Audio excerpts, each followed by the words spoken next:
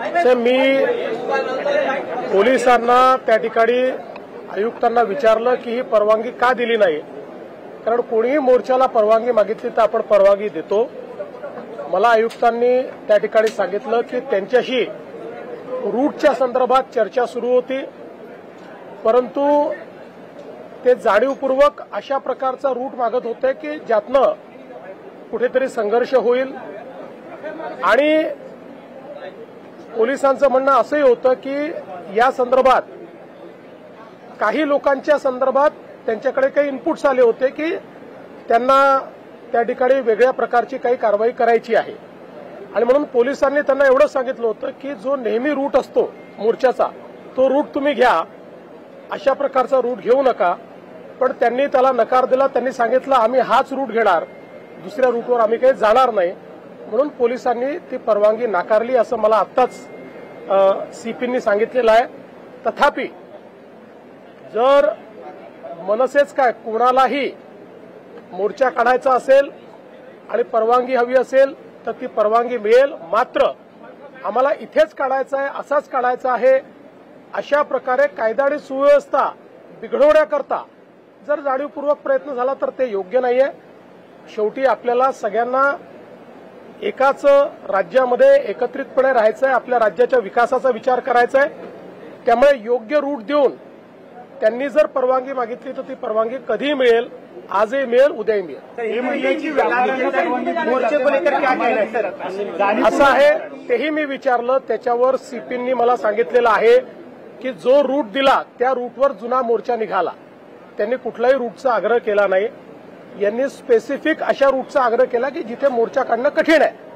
त्यांना काल रात्री मग त्यांनी अशी मागणी केली की आम्हाला सभा घ्यायची आहे, त्याची परवानगी त्यांना दिली की ठीक आहे तुम्ही सभा घ्या. पण त्यांना स्पेसिफिक अशा ठिकाणीच तो मोर्चा न्यायचा होता की ज्यातनं काही अडचणी निर्माण झाल्या असत्या, कायदा सुव्यवस्थेचे विषय निर्माण झाले असते. आता इतके वर्ष आपण सगळेच मोर्चे काढतोय. मोर्चे काढत असताना आपण पोलिसांची चर्चा करून रूट ठरवत असतो. आता ज्यावेळेस 5 तारखेचा मोर्चा या दोन संघटनांनी काढायचा ठरवला होता तर मुंबईत त्यांच्याशी चर्चा होऊन रूट ठरला होता की कुठला रूट असणार आहे. त्यामुळे मला असं वाटतं की मोर्चा काढायला कोणालाही ना नाहीये, पण एखाद्या मोर्चाने जर कायदा सुव्यवस्थेत काही गडबड होणार असेल किंवा अशा मार्गाने तो जाणार असेल की ज्याच्यावर नेणं कठीण आहे, पोलिसांना कायदा सुव्यवस्था ठेवणं कठीण आहे किंवा ट्रॅफिक कंट्रोल करणं कठीण आहे. आता तो रेल्वे स्टेशनवर गेल्यानंतर रेल्वे स्टेशनवर आपल्याला माहिती आहे मीरा भाईंदरचं रेल्वे स्टेशनची काय परिस्थिती असते. त्यामुळे पोलिसांनी सातत्याने त्यांना विनंती केली की तुम्ही हा रूट बदला, पण ते बदलायला तयार नव्हते. क्या वजह है कि मोर्चे को इजाजत नहीं दी गई? देखिए, महाराष्ट्र में किसी भी मोर्चे को इजाजत है. ये लोकतांत्रिक राज्य है. कोई भी मोर्चा निकालना चाहे तो परमिशन लेकर निकाल सकता है. लेकिन जब कोई परमिशन लेता है तो उसका रूट किस प्रकार से होना चाहिए. अगर रूट में कई ट्रैफिक के प्रॉब्लम्स है, अगर रूट में कोई ऐसी जगह है कि जहां पर स्टैम्पिड जैसी अवस्था हो सकती है, कुछ ऐसी चीजें होगी तो पुलिस रूट चेंज करने को कहती है. तो मैंने जब पुलिस कमिश्नर से पूछा तो पुलिस कमिश्नर ने मुझे कहा कि हमने उनको रूट चेंज करने के लिए कहा था, लेकिन वो एडमेंट थे कि हमको ये रूट लेना है, इसलिए पुलिस ने उसको नकारा है. हिंसा की कोशिश देखा जा रहा है सर, हिंसा की मीरा रोड जो है जो राजनीति की नई प्रयोगशाला के तौर पे देखा जा रहा है क्या? देखिए, मुझे ऐसा लगता है कि मैं महाराष्ट्र के मिजाज को जानता हूं. महाराष्ट्र का मिजाज ऐसा है कि इस प्रकार के प्रयोग यहां चलेंगे नहीं. जो मराठी आदमी है वो बड़े दिल का है, क्योंकि भारत पर जब आक्रमण हुआ तो मराठी आदमी ने केवल महाराष्ट्र का विचार नहीं किया, पूरे भारत का विचार किया. इसलिए मराठी आदमी कभी छोटा सोच नहीं सकता, कभी संकुचित सोच नहीं सकता. इसलिए कोई प्रयोग करने की कोशिश भी करे तो नहीं हो पाएगा. के बयान पर आपका क्या कहना है सर? टीका सुद्धा होती. पहिली गोष्ट तर अशी आहे की निशिकांत दुबे यांचं जर तुम्ही पूर्ण ऐकलं तर ते संघटनेच्या संदर्भात बोलले आहेत. ते मराठी माणसाला त्यांनी सरसकट त्या ठिकाणी म्हटलेलं नाही. तथापि माझं मत असं आहे की अशा प्रकारे बोलणं योग्य नाही आहे, कारण त्याचे जे अर्थ निघतात ते अर्थ हे लोकांच्या मनात संभ्रम तयार करतात.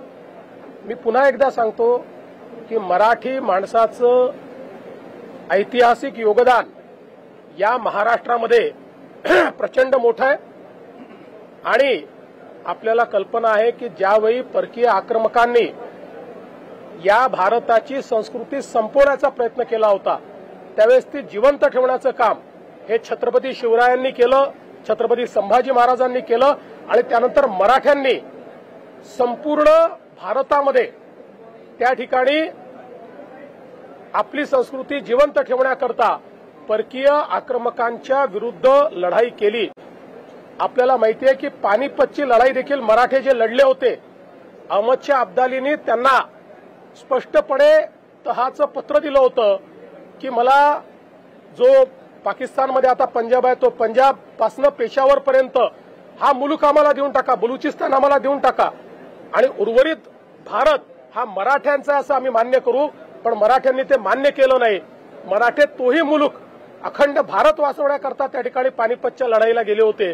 त्यामुळे हा मराठ्यांचा इतिहास आहे आणि आजही देशाच्या जीडीपीमध्ये सर्वात जास्त कॉन्ट्रीब्युशन देणारा आमचा महाराष्ट्र आहे.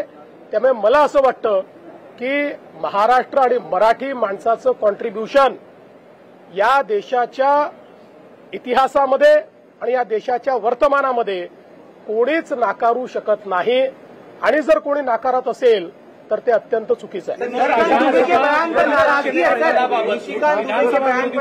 पदाबाबत पुन्हा एकदा विरोधी पक्ष अध्यक्षांना पत्र लिहित आहे आणि स्मरणपत्र म्हणून देते की विरोधी पक्ष नेत्याची नेमणूक करा, सरकार मात्र यासाठी आग्रही नाही असं त्यांचं म्हणणं आहे. हा सरकारचा विषयच नाही, हा विषय अध्यक्षांचा आहे. ते अध्यक्षांना पत्र लिहितील, अध्यक्ष जे नियमात आहे ते करतील. त्यामुळे यात सरकार येतं कुठे? सरकारचा काही संबंध नाही याच्याशी. हा मुद्दा माननीय अध्यक्ष महोदय आणि ते जे काही विरोधी पक्ष त्यांच्यामध्ये आहे. चला माझा पहिला प्रश्न